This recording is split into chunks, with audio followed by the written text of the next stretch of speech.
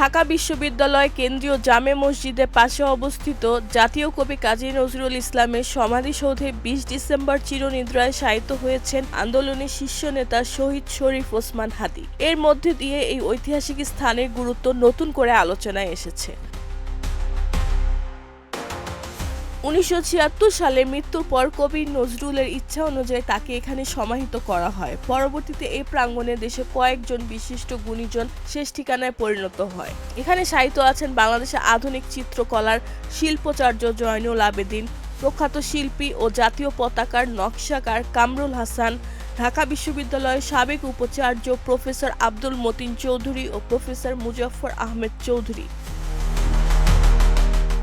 সর্বশেষে শহীদ শরীফ ওসমান হাদীর দাফনের মাধ্যমে নজরুল সমাধিসৌধের জাতীয় ও ঐতিহাসিক গুরুত্ব আরও গভীরভাবে সামনে এসেছে।